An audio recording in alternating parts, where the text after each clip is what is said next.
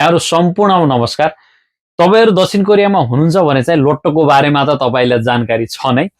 सोही लोट्टो चाहिँ अब मोबाइलदेखि चाहिँ सजिलै काट्न मिल्ने भएको छ। मोबाइलदेखि लोट्टो काट्नको लागि चाहिँ तपाईले ओछानन भन्दा बढीको काट्न मिल्ने छैन। यदि ओछानन भन्दा बढीको लोट्टो काट्न परेमा तपाई सम्बन्धित लोट्टो काट्ने ठाउँमा गएर नै लोट्टो काट्न पर्नेछ। यो लोट्टो काट्ने समय चाहिँ सोमबारदेखि शुक्रबारसम्म चाहिँ मोबाइलबाट काट्न मिल्ने छ भने चाहिँ शनिबार र आइतबार चाहिँ सम्बन्धित ठाउँमै गएर तपाईले लोट्टो काट्न पर्नेछ। यो लोट्टो काट्ने समय चाहिँ बिहान 6 बजेदेखि बेलुका 12 बजेसम्म जुनसुकै समयमा चाहिँ तपाईले लोट्टो काट्न मिल्नेछ है। तपाईलाई लोट्टो परिहाल्यो भने चाहिँ त्यो लोट्टो परेको पैसा चाहिँ कसरी प्राप्त गर्ने भन्ने बारेमा पनि यही भिडियोमा मैले जानकारी दिनेछु। आउनुस् कति पनि ढिला नगरी भिडियो सुरु गरौँ है त। सबैभन्दा पहिला तपाई एउटा ब्राउजरमा गएर DH लोटरी कोरिया भनेर सर्च गर्नुस्। त्यसपछि यहाँ तपाईले थोङयाङ फोगन भन्ने अप्सन देख्न सक्नुहुनेछ। त्यसमा क्लिक गर्नुस्। क्लिक गरिसकेपछि यहाँ सबैभन्दा पहिला तपाईले आईडी क्रिएट गर्नुपर्ने हुन्छ। त्यसको लागि तपाईले लगइनमा क्लिक गर्नुस्। लगइनमा क्लिक गरिसकेपछि यहाँ होइवन खाइब भन्ने देख्न सक्नुहुन्छ। त्यसमा सिलेक्ट गरेर छन्जे थोङीमा टिक लगाएर हिउँदे फोन इन इन्जुङमा क्लिक गर्नुस्। त्यसपछि चाहिँ तपाईले आफ्नो नम्बर कुन कम्पनी अन्तर्गतको हो त्यो सिलेक्ट गरेर यहाँ तपाईले मुन्चा इन्जुङमा क्लिक गरेर टिक लगाएर थाउम गरिदिनुस्। त्यसपछि यहाँ तपाईको आईडी कार्ड अनुसारको नाम राख्नुस्। त्यसपछि थाउम गरिदिनुस्। त्यसपछि तपाईले आईडी कार्डको अगाडिको 6 वटा नम्बर र पछाडिको एउटा नम्बर राख्नुस्। त्यसपछि तपाईले आफ्नो मोबाइल नम्बर राख्नुस्। अनि त्यसपछि यहाँ फुवान मुन्चा यहाँ माथि देखेको नम्बर जस्ताको तस्तै यहाँ तल सार्दिनुस्। अनि त्यसपछि थाउम गरिदिनुस्। थाउम गरिदिसकेपछि तपाईको मोबाइलमा एउटा कोड आउँछ।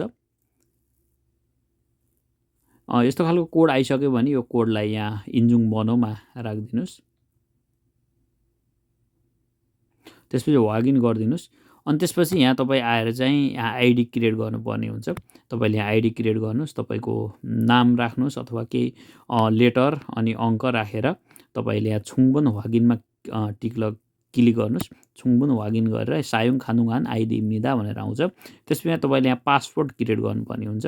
तपाईले पासवर्ड क्रिएट गर्नुस्। 9 वटा अङ्कभन्दा माथि नम्बर अनि त्यसपछि लेटर अनि त्यसपछि @ अथवा केही राखेर 9 वटा भन्दा माथिको तपाईले पासवर्ड राख्नुस् है त। त्यसपछि यहाँ तपाईले इमेल एड्रेस राख्नुपर्ने हुन्छ। आफ्नो इमेल एड्रेस भन्दा अगाडिको राखेर त्यसपछि पछाडिको तपाईको जीमेल के हो त्योलाई यहाँ सिलेक्ट गर्नुस्। त्यसपछि खाइभागीमा क्लिक गर्नुस्। खाइभागी गरिसकेपछि तपाईको आईडी कम्प्लिट हुन्छ। त्यसपछि तपाईले यहाँ मेन उरो इदोङ भन्ने अप्सनमा क्लिक गर्नुस्। त्यसपछि तपाईले यहाँ आइसकेपछि लोट्टो काट्ने तरिकाको बारेमा गर्नुपर्ने हुन्छ। त्यसैगरी तपाई यहाँ फारो खुमेमा क्लिक गर्नुस्। यति गरिसकेपछि यहाँ तपाईले फर्स्टमा गर्नुपर्ने काम चाहिँ यहाँ पैसा रिचार्ज गर्नुपर्ने हुन्छ लोट्टो काट्नको लागि। त्यसको लागि चाहिँ यहाँ तपाईले छुङजन हागी भन्ने अप्सन देख्न सक्नुहुन्छ। त्यसलाई क्लिक गरिदिनुस्। क्लिक गरिसकेपछि यहाँ तपाईले खानफेन छुङजनको छेउमा खासाङ खेजो इमगुम भन्ने अप्सन देख्न सक्नुहुनेछ। त्यसमा क्लिक गर्नुस्। क्लिक गरिसकेपछि यहाँ तपाईले एकचोटीमा ओछाननदेखि 1,50,000 सिबो मानुसम्म रिचार्ज गर्न सक्नुहुनेछ। त्यसको लागि यहाँ तपाईले जति रिचार्ज गर्ने हो त्यो पैसा सिलेक्ट गर्नुस्। त्यसपछि यहाँ छुङजन हागी भन्ने अप्सनमा टिक लगाएर यहाँ तपाईले खेजवा बनो फोक्सा गरिदिनुस्। यो जुन खाता नम्बर देखेको छ खेइ ब्याङ्कु भनेर त्यो खाता नम्बरलाई तपाईले कपी गरेर नर्मल्ली तपाईको इन्टरनेट ब्याङ्कबाट अन्य कामको लागि तपाईले पैसा ट्रान्सफर जसरी गर्नुहुन्छ त्यसरी नै यो खाता नम्बरमा पैसा ट्रान्सफर गर्नुभयो भने चाहिँ तपाईको यो अटोमेटिक लोट्टोको लागि चाहिँ रिचार्ज कम्प्लिट हुन्छ है त। यहाँ तपाईले हेर्न सक्नुहुनेछ मैले अघि ओछानन ट्रान्सफर गरेको थिएँ। यहाँ मेरो ओछानन चाहिँ ट्रान्सफर कम्प्लिट भएर यहाँ ओछानन देखाएको छ है त। लोट्टो काट्नको लागि चाहिँ तपाई यो फारो खुमेमा क्लिक गरिदिनुस्। क्लिक गरिसकेपछि यहाँ अप्सन देखिन्छ। यो बनो सम्थेक हागी भनेको चाहिँ सुदोङ हो। यो छादोङ लेखेको ठाउँमा चाहिँ यो छादोङ तपाईले काट्न सक्नुहुन्छ। छादोङ पनि एकैचोटीको ओछाननको आउँदैन। छनन गरेर तपाईले ओछाननसम्म अथवा इछानन सामछानन जतिसम्म पनि काट्न सकियो। मैले चाहिँ तपाईलाई सुदोङ काटेर देखाउँछु। यो बनो सम्थेक हागीमा क्लिक गरेर तपाईले यहाँ नम्बर सिलेक्ट गर्नुस्। अब नम्बर जति सिलेक्ट गरे पनि आफूलाई सिलेक्ट गर्न मन लागेको नम्बरहरू 6 वटा नम्बर सिलेक्ट गरेर तपाईले सन्थेक वाल्यो गरिदिनुस्। यहाँ तल यसरी देखाए मैले सिलेक्ट गरेको है त। त्यसपछि फेरि अर्को काट्न मन लागेको छ भने फेरि नम्बर सिलेक्ट गर्नुस्। 6 वटा नम्बर आफूलाई सिलेक्ट गर्न मन लागेको नम्बर सिलेक्ट गरेर फेरि सन्थेकवालले गरेर यहाँ 2वटा देखायो। ल मैले इछाननको काट्न थालेँ।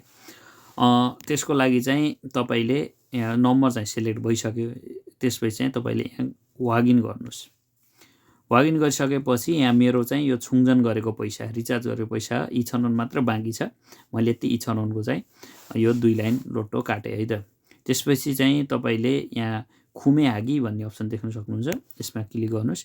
यहाँ खुमे हाँसीके सुम्निक्का भन्ने आउँछ, त्यसलाई लॉगिन गरिदिनुहोस्।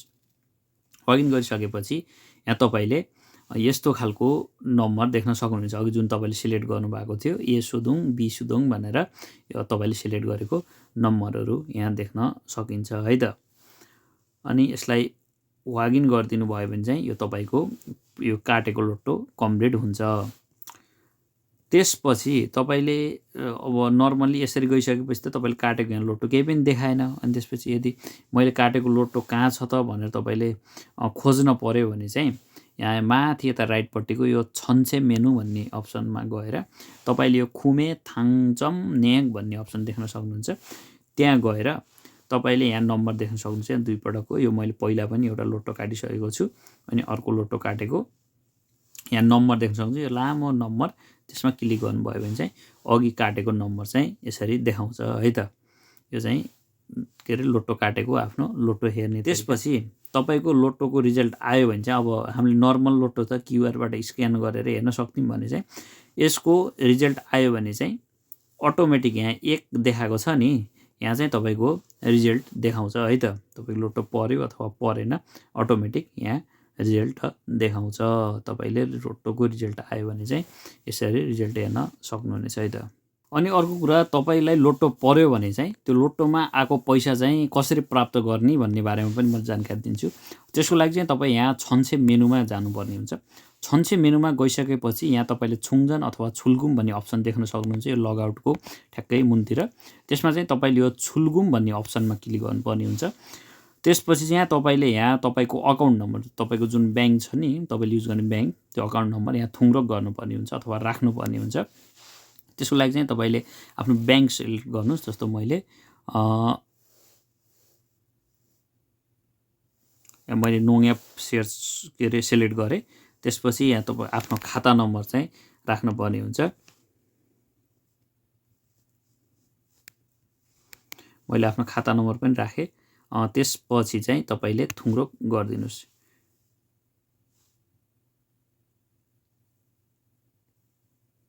त्यसपछि यहाँ तपाईँले यो यहाँ थुङ्रोक गर्न चाहिँ मेरो मानेन। त्यसको लागि चाहिँ यहाँ तपाईँले टिक लगाउनु पर्दो रहेछ। यहाँ टिक लगाइसकेपछि फेरि थुङ्रोक क्लिक गरिदिनु भयो भने चाहिँ तपाईँको खाता नम्बर यहाँ थुङ्रोक हुन्छ है त। त्यसपछि तपाईँले यहाँ अहिले यो छुलगुम गर्नको लागि अथवा पैसा ट्रान्सफर गर्नलाई त्यहाँ पैसा छैन, यदि तपाईँले लोटो पर्यो भने चाहिँ यहाँ कति पैसा हो त्यो जस्तो तपाईँलाई ओमानन पर्यो भने चाहिँ यहाँ ओमानन सर्च गरेर यहाँ फिगोमा केही चाहिँ तपाईँले अघि बनाएको लगइन आइडी पासवर्ड राखेर अनि त्यसपछि यहाँ छुलगुम सिन्छङ भन्ने छ, छुलगुम सिन्छङमा